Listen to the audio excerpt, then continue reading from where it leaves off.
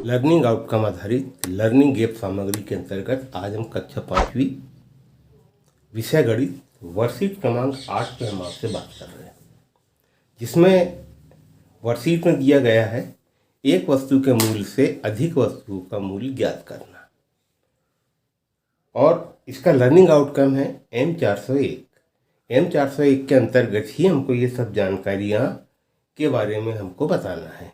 और इसमें M401 में हमारा गुणा और भाग के संबंध में हम जानकारी दे रहे हैं। इसके पहले वाली वर्कशीट हमने देखे जिसमें हमने गुणा और भाग की जानकारी आपको बताए थे, उत्तर कैसे जांच करेंगे इसके बारे में हमने बताए थे। और आज दैनिक जीवन में गुणा और भाग की क्या उपयोगिता है उस संबंध में यहाँ पे प्रश्न दिया गया है। जैसे हम पहला प्रश्न यहाँ पर देखते हैं, एक कॉपी का मूल्य 12 रुपये है तो 5 कॉपियों का मूल्य क्या होगा। ये एग्जाम्पल का प्रश्न है, ये हमको बताया गया है कि इसको कैसे हल करना है। अब यहाँ बात आती है एक कॉपी का मूल्य, क्योंकि हमने पहले भी प्रश्न किया है, हम इसके बारे में बता दें कि ये जो प्रश्न है ये हमारे एक एक नियम के अंतर्गत है और एक एक नियम के अंतर्गत ही हमको ये चारों प्रश्नों को हल करना है। और एक एक नियम का पहला नियम जो है वो ये है कि एक वस्तु का मूल्य ज्ञात होने से अनेक वस्तु का मूल्य यदि हमको ज्ञात करना है तो हम उसका गुणा करते हैं। एक वस्तु से अनेक वस्तु के लिए गुणा का प्रयोग किया जाता है। तो हम सबसे पहले प्रश्न पढ़ते हैं। जैसे यहाँ पर लिखा है एक कॉपी का मूल्य, अगर हम यहाँ तक के देखें तो एक कॉपी का मूल्य 12 रुपये है।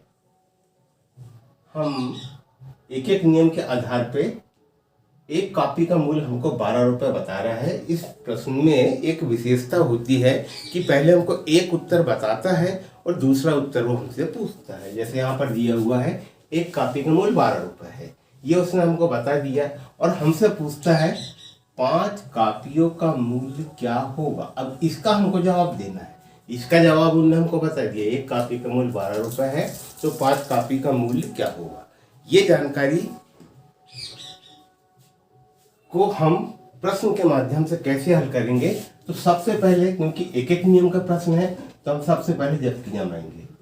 ये क्योंकि या जबकि का ये निशान है और यहाँ पर हम जो यहाँ लिखा हुआ है एक कॉपी का मूल्य 12 रुपये है, तो इसी प्रकार से हम इसको लिख देंगे एक कॉपी का मूल्य बराबर कितना बोल रहा है 12 रुपये, तो हम यहाँ लिख देंगे 12 रुपये। अब यहाँ एक बात होती है कि अगर हम यहाँ पे जो भी सिंबल लगाते हैं, अगर हमने रुपए लगाए हैं तो हमारा आंसर भी जो आएगा ये रुपए में आएंगे। इस बात को हम अपने शालाओं के बच्चे को बता दें। कई बार ये होता है कि उत्तर लिख देते हैं मगर वो क्या है, सेब है, अमरूद है, क्या है, वो सब जानकारी है वो नहीं बता पाते। तो यहाँ पर एक कॉपी का मूल्य 12 रुपये है। अब हमसे उन्होंने पूछा 5 कॉपियों का मूल्य क्या होगा, तो ये जबकि का या चूंकि का निशान है, इसको हम चूंकि बोलते हैं। और ये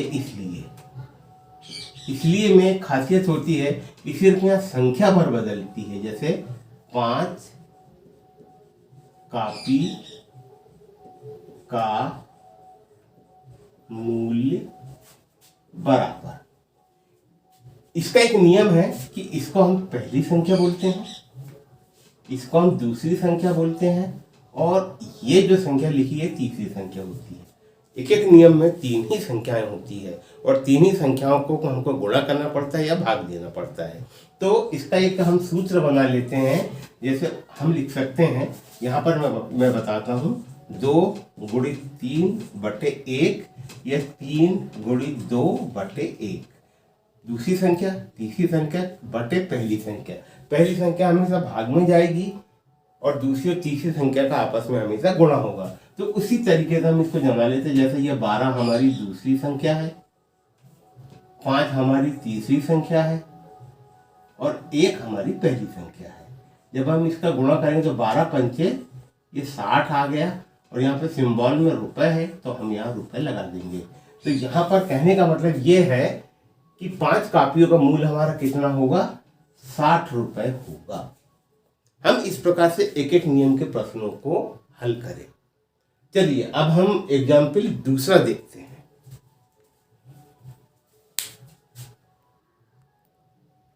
अब हमारा प्रश्न है, एक बॉक्स में 36 सेव आते हैं तो एक दर्जन बॉक्स में कितने सेव आएंगे।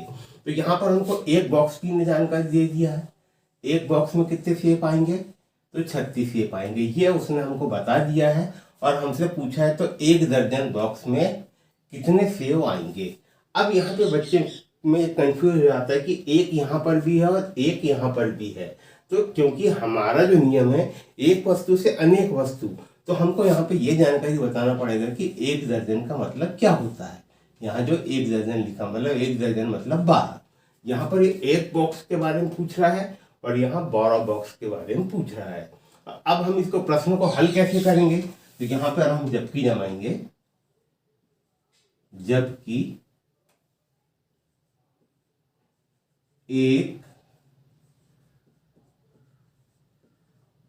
एक बॉक्स में बराबर 36 सेव, कहने का मतलब हमारा आंसर काय में आएगा, सेव में आएगा। इसलिए एक दर्जन, और इस प्रकार से कोष्टक में हम लिख दे 12, एक दर्जन बॉक्स में बराबर, तो यहां हम लिखेंगे 36 गुणित 12/1। और जब हम यहाँ पे गुणा करेंगे तो यहाँ पर 12 छिंग 72 का 2 हासिल का 7, 12 12 24 12 36 और 7 हमारा हो गया 43, 432 सेव। तो इसका आंसर आ गया हमारा कितना, 432 सेव। तो यहाँ पे एक दर्जन को हम, एक दर्जन जो लिखा है ये बच्चों को हम जानकारी बता कि एक दर्जन का मतलब 12 होता है। इसी प्रकार से एक सप्ताह में 7 दिन होते हैं, एक वर्ष में 12 माह होते हैं। ये सभी जानकारी हमको देना पड़ेगा क्योंकि एक एक नियम के अंतर्गत इस प्रकार के प्रश्न अक्सर पूछे जाते हैं। तो ये जानकारी भी हम उनको अवश्य बताएं। अब हम तीसरे नंबर के प्रश्न को देखते हैं।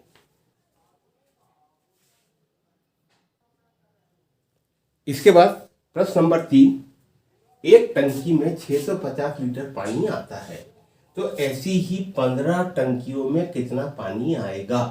तो इसने हमको यहां तक के का उत्तर उन्होंने खुद ने बता दिया कि एक टंकी में 650 लीटर पानी आता है, तो ऐसी ही कितनी टंकियां हैं, 15 टंकी में कितना पानी आएगा। हमको ये बताना कि 15 टंकी में कितना पानी आएगा। यहाँ पे भी अगर देखा जाए तो यहाँ एक टंकी है या यहाँ पे 15 टंकी है, तो एक वस्तु से हमको अनेक वस्तु का यहाँ पे मूल्य ज्ञात करना है। तो हम इसी प्रकार से फिर यहाँ जबकि जमाएंगे, जबकि एक टंकी में बराबर 650 लीटर पानी, इसलिए 15 टंकी में बराबर, नियम हमारा वही रहेगा 650